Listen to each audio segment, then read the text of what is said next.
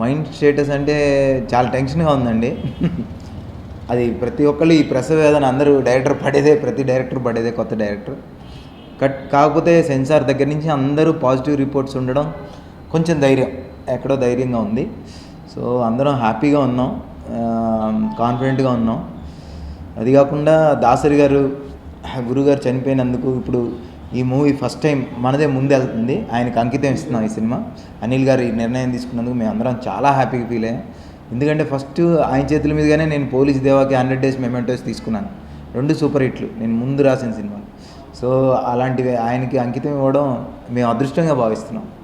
So అది అందగాడు రేపు ఈరోజు నైటే బయలుదేరుతున్నాడు, నైట్ షో పడుతుంది.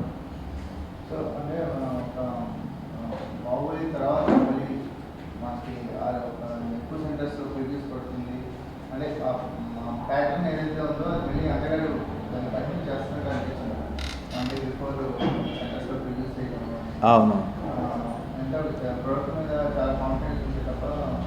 అవును అవును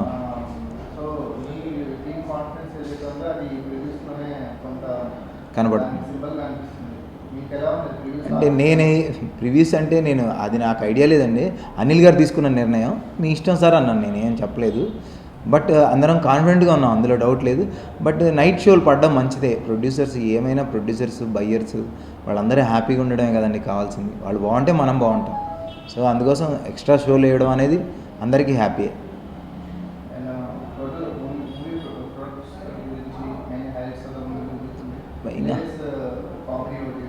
అవును,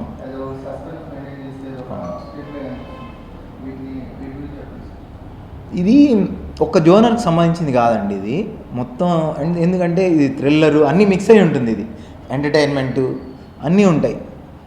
ఇంటర్వెల్ ట్విస్ట్ కానీ ఇవన్నీ చాలా థ్రిల్లింగ్గా ఉంటాయి ఆడియన్స్కి. కథ ఎక్స్పెక్ట్ చేయకుండా వెళ్తుంటుంది. సో ఏదైనా కొత్తగా చేయాలని అనే ఉద్దేశంతో చేసింది. కథ కొత్తగా ఉండకపోయినా దాని రన్ను కొత్తగా ఉంటుంది. 100% ఎంజాయ్ చేస్తాం. ఫుల్ ఎంటర్టైన్మెంట్ ప్యాకేజ్, అందులో డౌట్ లేదు. చిన్న ఫీల్ ఉంటుంది, మంచి ఫీల్ ఉంటుంది, ఎమోషన్ ఉంటుంది. రాజేంద్ర ప్రసాద్ గారి క్యారెక్టర్ హైలైట్. ఇందులో ఆశీష్ విద్యార్థి దగ్గర నుంచి, షియాజీ షిండే దగ్గర నుంచి, రాజా రవీంద్ర క్యారెక్టర్ దాకా, ఆయన క్యారెక్టర్ దాకా అందరి క్యారెక్టర్ హైలైటే ఉంటాయి.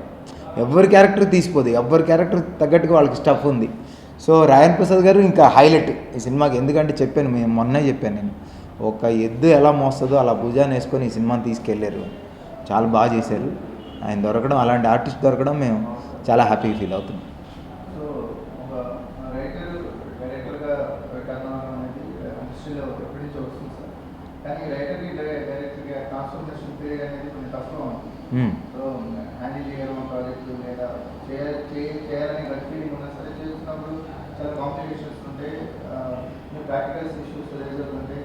సో డైరెక్టర్గా మారిన తర్వాత డైరెక్షన్ డిపార్ట్మెంట్ గురించి మీకు డైరెక్టర్ అవ్వకుండా ఫీల్ అయ్యింది. ఇప్పుడు డైరెక్టర్ అయిన తర్వాత మీ ఎక్స్పీరియన్స్తో వచ్చిన అనుభవం. నేను రైటర్గా ఉన్నప్పుడు నాతో ఎవరు ఫోటో దిగలేదు. డైరెక్టర్ అవ్వగానే ఇంకా సినిమా రిలీజ్ కాకముందే ఫోటోలు దిగారండి, అంతే తేడా. నేను ఏమంటానంటే అండి, 100% డైరెక్టర్ అవ్వడం ఎప్పుడు దానివల్ల ఉపయోగం ఉంటుంది. ఎందుకంటే ఏదైనా టక్మని రాసుకోవాలంటే టప్మని పక్కకి వెళ్ళి వెంటనే అక్కడే రాసేసుకోవచ్చు, మనకు ప్రాబ్లం ఉండదు. సో తను ఏమనుకుంటున్నాడో తను ఫీల్ అయింది ఒక్కోసారి మిస్ అవుతుంటుంది రైటర్కి. ఒక్కోసారి బాగా చేసిన వాళ్ళు కూడా ఉన్నారు. 40% ఇస్తే 60% చేసి సూపర్ హిట్లు ఇచ్చిన వాళ్ళు కూడా ఉన్నారు, అది వేరే విషయం. ఒక్కోసారి మిస్ అవుతుంటాయి. అలా మిస్ అయ్యే ఛాన్స్ అయితే ఉండదు. ఎందుకంటే తను ఏమనుకున్నాడో తన మైండ్లో ఉంది కాబట్టి అది ఖచ్చితంగా తీసుకుంటాడు. త్రివిక్రమ్ కానీ, దశరథ్ కానీ వీళ్ళందరూ మంచి మంచి సినిమాలు వచ్చినాయంటే 100% వాళ్ళ మైండ్లో ఉన్నట్టుగా స్క్రీన్ మీదకి వచ్చింది కాబట్టి మంచి సినిమాలు వస్తున్నాయి. సో అవునండి, రైటర్ నేను అదే చెప్తున్నాను. అంటే మనం ప్రాక్టికల్గా మాట్లాడుకుంటే సార్, డబ్బులు సంపాదించడానికని కాదు. నేను ఇందాక చెప్పాను, నాతో రైటర్గా ఉన్నప్పుడు ఎవరు ఫోటో దిగలా. నేను ఇంకా డైరెక్టర్ అవనే లేదు. మన ఫంక్షన్లోనే ఒక 50 మంది 100 మంది ఫోటోలు దిగారు. అంటే చూడండి, అలాగే లైఫ్లో సెటిల్మెంట్ కూడా నేను కరెక్ట్గా 4 హిట్లు తీశానంటే నేను సెటిల్ అవుతాను నమ్మకం డైరెక్టర్గా గ్యారంటీగా ఉంటుంది. రైటర్గా ఎన్ని సినిమాలు తీసినా ఇంకా ఇల్లు కట్టుకునే పరిస్థితి లేదు. 18 ఏళ్ళు అయినా కూడా నేను బలుపు, డాన్సీను, కితకితలు, బొమ్మనా బ్రదర్స్ ఇలా చాలా సినిమాలు చేశాను. సీఎం శాస్త్రి ఇలా ఎన్నో సినిమాలు వర్క్ చేసాం. బట్ నేనేమంటానంటే పండగ చేసుకో ఇలా ఎన్ని సినిమాలు చేసినా రైటర్లు అంత తొందరగా ఫైనాన్షియల్గా సెటిల్ కూడా అవ్వలేకపోతున్నారండి.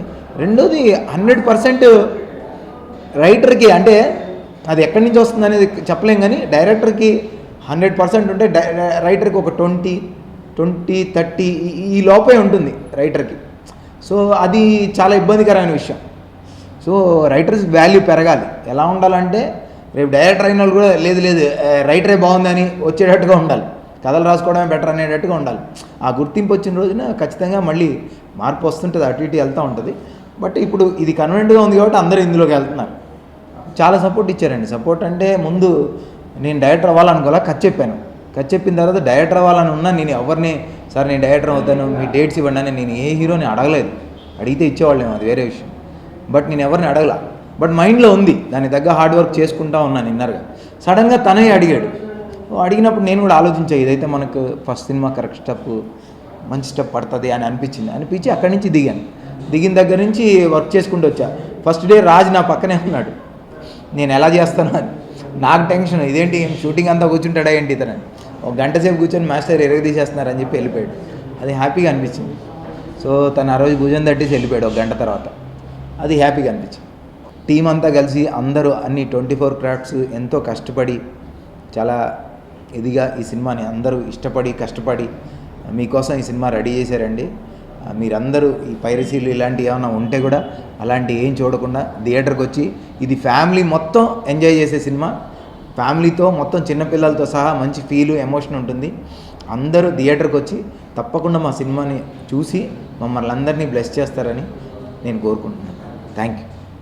దర్శకరత్న దాసరి నారాయణరావు గారు, ఆయనకి అర్జునుడు లాంటి శిష్యులే కాకుండా చాలామంది ఏకలవ్యులు కూడా ఉన్నారు. ఇండస్ట్రీలో ఆయన తెలియని వాళ్ళు లేరు, ఆయన ఇన్స్పిరేషన్గా తీసుకునే వాళ్ళు కూడా లేరు. ఎందుకంటే ఇందాకే చెప్పాను నేను, నాకు కూడా ఆయన మెమోంటో ఇచ్చారు. ప్రతి 100 days పండగ కానీ ఓపెనింగ్స్ కానీ దేనికి కావని పిలిస్తే అలా వెంటనే పలికి వెళ్ళే అలాంటి వ్యక్తి నేను చూస్తున్నాను కదా. ఒక సినిమా హిట్ అయిన డైరెక్టర్ కూడా పిలిస్తే ఈ రోజుల్లో వచ్చే పరిస్థితుల్లో లేరు, ఈగోలు ఇవి అవి. బట్ అవి ఏమీ లేకుండా అందరినీ భుజం తట్టి అంత పెద్ద ఆయన, అందుకే ఆయన పెద్ద ఆయన అన్నారు. చెయ్యి కూడా పెద్దది, మనసు కూడా పెద్దది కాబట్టి ఆయన అందరూ పెద్ద ఆయన అన్నారు, వయసుని బట్టి అనలేదు. సో అలాంటి వ్యక్తి ఈరోజు మనకు లేరు అనుకోవడం ఇంకా అది మన దురదృష్టం. తప్పదు, ఎవరైనా పాస్ అయిపోవాల్సిందే. సో అలాంటి మహానుభావుడికి మా సినిమా ఫస్ట్ టైం అంకితం అంటూ వెళ్తుంది. ఆయనకి అంకితం ఇవ్వడం మేము చేసుకున్న అదృష్టం. సో గురుగారు ఎక్కడున్నా మీ ఆత్మ శాంతించాలని మేమందరం మనస్ఫూర్తిగా కోరుకుంటున్నాం. అందరికీ నమస్కారం. ఈ అందగాడి సినిమా ద ఇండస్ట్రీ లెజెండ్ దాసనారాయణరావుకి అంకితం అవ్వడం జరిగింది. గురువుగారు లేరు అన్నది అసలు జీర్ణించుకోలేని విషయం. ఆయనతో నాకు చాలా మంచి అనుబంధం ఉంది. ఎప్పుడు అంటూ ఉండేవారు, ఒకసారి స్టేజ్ మీద కూడా అందరు ఎదురుకుండా నన్ను దగ్గర తీసుకుని చెప్పారు, వీడు ఇండస్ట్రీలో ఏదో రకంగా ఓ ప్రాజెక్ట్ స్టార్ట్ చేద్దామని చాలా కష్టపడుతుంటాడు, కానీ అందరూ వీడి గురించి నెగిటివ్గా మాట్లాడుకుంటారు. వీడు చేసిన సినిమాలు ఇండస్ట్రీలో చాలామందిని బతికిస్తున్నాడు, నాకు వీడంటే ఇష్టం అని చెప్పారు. అంత గొప్ప కాంప్లిమెంట్ నాకు ఎవరు ఇవ్వలే ఇండస్ట్రీలో. నాకు ఒక పెద్ద అండపోయిన ఫీలింగ్ ఉంది ఆయన్ని ఇవాళ ఆయన మన మధ్యలో లేకపోవటం. ఈ సినిమా ఆయనకు అంకితం ఇచ్చినందుకు అనిల్ గారికి అందరికీ థ్యాంక్స్. ఇకపోతే ఈ సినిమా గురించి మాట్లాడాలంటే, అందగాడు ఫస్ట్ ఒక బ్లైండ్ క్యారెక్టర్ హీరో అనగానే అది చాలా ఒక సెంటిమెంటల్గా, అంటే యాక్చువల్గా అండి బ్లైండ్ అంటే ఇట్స్ వెరీ టఫ్. మనం కళ్ళు మూసుకుని 10 నిమిషాలు ధ్యానం చేయమంటేనే మనకి ఇబ్బంది.